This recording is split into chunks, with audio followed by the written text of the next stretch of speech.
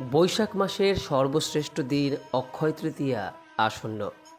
আগামী ১৬ই বৈশাখ ৩০শে এপ্রিল বুধবার দিন সম্পন্ন হচ্ছে এই বছর ১৪৩২ বঙ্গাব্দের অক্ষয় তৃতীয়া। এই দিনটিকে শুধুমাত্র বৈশাখ মাস নয়, সমগ্র বছরের অন্যতম শ্রেষ্ঠ দিন হিসেবে গণ্য করা হয় এই কারণে, কারণ এই দিন আপনি যে কাজই করুন না কেন তা অক্ষয় হয়ে থাকে, অর্থাৎ যার কখনো ক্ষয় হয় না। একদিন না একদিন সেই কাজের ফল নিশ্চিত রূপেই পাওয়া যায়। তাই অক্ষয় তৃতীয়ার দিন বাড়িতে বাড়িতে পূজার আয়োজন করা হয়, বিশেষ করে সিদ্ধিদাতা গণেশ এবং মা লক্ষ্মীর। এর পাশাপাশি অনেকেই নিজের ইষ্ট দেবদেবীরও পূজা করে থাকেন। কিন্তু অক্ষয় তৃতীয়ার দিন আপনি যার পূজাই করে থাকুন না কেন, আপনাকে অবশ্যই মা লক্ষ্মী এবং শ্রী গণেশের পূজা করা প্রয়োজন।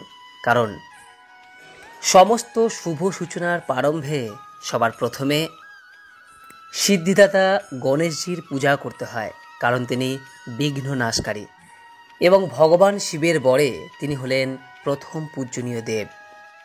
তাই সমস্ত দেবদেবীর পূজার প্রারম্ভে সবার প্রথমে গণেশজিকে স্মরণ করতে হয়, তার উদ্দেশ্যে পূজা নিবেদন করতে হয়। আর মা লক্ষ্মী তিনি আমাদের ঘরে সর্বদা বিরাজ করেন। তাই গণেশজির পূজার সঙ্গে সঙ্গে যেমন পহেলা বৈশাখে তার পূজা করা হয়, পাশাপাশি এই অক্ষয় তৃতীয়ার দিনও তার পূজা সম্পন্ন করতে হয়। বন্ধুরা, আজ এই ভিডিওর মাধ্যমে আপনাদের সামনে আলোচনা করব যে এই পবিত্র অক্ষয় তৃতীয়ার পূজা আপনি কিভাবে সম্পন্ন করবেন, কিভাবে এই সুন্দর দিনটি পালন করবেন যাতে দিনটি অক্ষয় হয়ে থাকে। আশা করি দর্শক বন্ধুরা এই ভিডিওটি আপনাকে সমৃদ্ধ করবে। তাই ভিডিওটি শেষ পর্যন্ত মনোযোগ সহকারে দেখুন। দেখার পর এই সংক্রান্ত কোনোরূপ কোনো প্রশ্ন বা মতামত থাকলে নিজের কমেন্ট বক্সে অবশ্যই জানাবেন।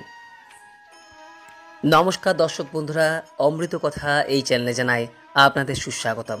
ভারতীয় দর্শন, শাস্ত্র এবং বিভিন্ন দেবদেবীর পূজা অর্চনা পদ্ধতি এই চ্যানেলের মূল আলোচনার বিষয়বস্তু। বন্ধুরা, এই প্রসঙ্গে আপনাদের জানায় যে এই বছর ১৪৩২ বঙ্গাব্দ ২০২৫ সালে এই পবিত্র অক্ষয় তৃতীয়া তিথি শুরু হচ্ছে ১৫ই বৈশাখ ২৯শে এপ্রিল মঙ্গলবার রাত্রি ৮টা বেজে ২৪ মিনিট থেকে, এবং এই অক্ষয় তৃতীয়া থাকছে পরের দিন ১৬ই বৈশাখ ৩০শে এপ্রিল বুধবার সন্ধ্যা ৬টা বেজে ১২ মিনিট পর্যন্ত। যেহেতু উদয়া তিথি মেনে সমস্ত পূজা পার্বণ ও মাঙ্গলিক বিধিগুলি অনুষ্ঠিত হয়, তাই এই বছরের অক্ষয় তৃতীয়া সম্পন্ন হবে আগামী ১৬ই বৈশাখ ৩০শে এপ্রিল বুধবার দিন। তবে অক্ষয় তৃতীয়ার পূজার জন্য সবথেকে উত্তম সময় হলো বুধবার সকাল ৬টা ৪৪ মিনিট থেকে সকাল ৯টা ২১ মিনিট, সকাল ১১টা ৬ মিনিট থেকে বিকেল ৩টে বেজে ২৮ মিনিট, বিকেল ৫টা বেজে ১১ মিনিট থেকে সন্ধ্যা ৬টা বেজে ১২ মিনিট পর্যন্ত। অক্ষয় তৃতীয়া যদি কোনো পূজা সম্পন্ন করতে চান তাহলে উক্ত সময়ের মধ্যে এই বছর সম্পন্ন করুন। এই প্রসঙ্গে আপনাদের জানাই যে অক্ষয় তৃতীয়ার যে বিশেষ কেনাকাটি, অর্থাৎ এই দিন যে সকল জিনিসপত্র কেনা শুভ, তা ইতিপূর্বেই একটি ভিডিওর মাধ্যমে আপনাদের সামনে ব্যক্ত করেছি। আপনি সমগ্র দিন জুড়েই এই কেনাকাটির পর্বটি সারতে পারেন।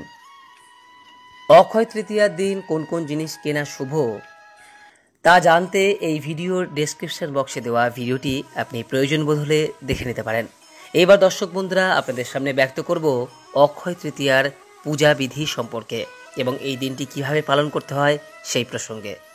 বন্ধুরা, এই পবিত্র অক্ষয় তৃতীয়ার দিনে যে বিষয়টি আমাদের সর্বপ্রথম করা প্রয়োজন তা হলো খুব সকালে ভোরবেলায় ঘুম থেকে ওঠা, এবং ভোরবেলায় ঘুম থেকে ওঠার পর অবশ্যই আপনার নিজের ইষ্ট দেবতাকে স্মরণ করুন এবং তাকে ধন্যবাদ জ্ঞাপন করুন। আপনি এ যাবৎ পর্যন্ত যা কিছু পেয়েছেন, যা কিছু পাননি, সমস্ত কিছুর জন্যই তার উদ্দেশ্যে ধন্যবাদ জ্ঞাপন করুন। দিনের শুরুটা আপনি মাতা পিতাকে প্রণাম করে শুরু করুন, কারণ মাতা পিতা হলেন প্রধান দেবতা, যাদের জন্য আমরা এ পৃথিবীর আলো দেখতে পেরেছি। তাই অবশ্যই এই পবিত্র দিনে নিজের মাতা পিতাকে অন্তত একটি বার প্রণাম করুন। এই দিন চেষ্টা করুন সকালেই স্নান পর্ব সারতে, কেননা স্নানের পরই আপনাকে পূজার বিভিন্ন উপকরণ জোগাড় করতে হবে। এই দিন অবশ্যই আম পাতা ও ফুলের মালা দিয়ে সদর দরজা সাজানোর চেষ্টা করবেন। যদি সম্ভব হয় বাড়ির প্রত্যেকটি দরজার সামনেই আপনি এই আম পাতা ও ফুলের মালা দিতে পারেন, তবে অবশ্যই যেন সদর দরজার সামনে এই আম পাতা ও ফুলের মালা দেবেন। আপনি শুধুমাত্র আম পাতার মালাও ব্যবহার করতে পারেন যদি ফুল এই সময় না পেয়ে থাকেন। তবে অবশ্যই এই দিন কিন্তু আপনাকে কিছু পরিমাণ ফুল, বিশেষ করে লাল ফুল সংগ্রহ করতেই হবে, কারণ গণেশজি এবং মা লক্ষ্মীর প্রিয় ফুলের রং হলো লাল রং। তাই এই দিন অবশ্যই কিছু হলেও লাল ফুল সংগ্রহ করুন। যদি সম্ভব হয় তাহলে পদ্ম ফুল সংগ্রহ করতে পারেন, আর যদি একান্তই পদ্ম ফুল না পেয়ে থাকেন তাহলে যে কোনো প্রকার লাল ফুল আপনি সংগ্রহ করতে পারেন। তার সঙ্গে আপনি সাদা ফুলও সংগ্রহ করতে পারেন। এরপর পূজার কিছু নৈবেদ্য, তা আপনার সাধ্য এবং সামর্থ্য মতো, যেমন ধরুন কিছু ফল বা কিছু ঘরের তৈরি নাড়ু মোয়া নৈবেদ্য হিসেবে গণেশজি এবং মা লক্ষ্মীকে দিতে পারেন। তবে এই বিষয়টি একান্তভাবেই আপনার সাধ্য এবং সামর্থ্য মতো।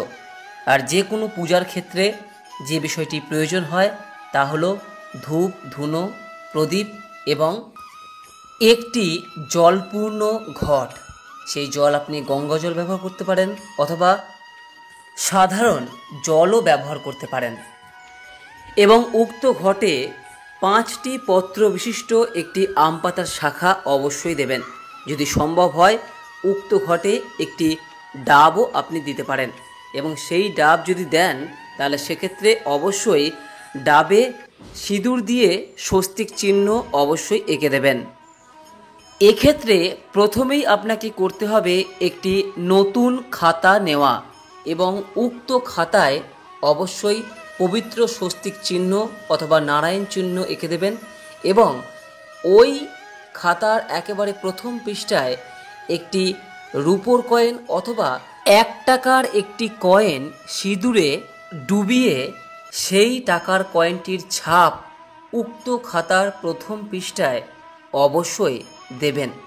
এটাকে অত্যন্ত পবিত্র বলে মনে করা হয়, এবং এই উক্ত খাতায় আপনি এই সারা বছরে কি কাজ করছেন না করছেন, কেমন কি খরচা করছেন না করছেন, সমস্ত কিছুই কিন্তু আপনি এই খাতায় লিপিবদ্ধ রাখবেন, কারণ এই খাতাটি অত্যন্ত পবিত্র বলেই মনে করা হয়। এরপর মা লক্ষ্মী এবং গণেশজিকে আপনার সাধ্য ও সামর্থ্য অনুযায়ী নৈবেদ্য নিবেদন করুন, এবং তার সঙ্গে ফুল, জল, দূর্বা এই সমস্ত দ্রব্যগুলিও নিবেদন করুন। এর সঙ্গে এই বিষয়টি আপনাকে খেয়াল রাখতে হবে যে আম পাতা, ডাব এবং গঙ্গা জল দিয়ে যে মঙ্গল ঘরটি আপনি তৈরি করলেন, সেই ঘরটি আপনি গণেশজি এবং মা লক্ষ্মীর সামনে রাখতে পারেন অথবা সদর দরজার পাশে রাখতে পারেন।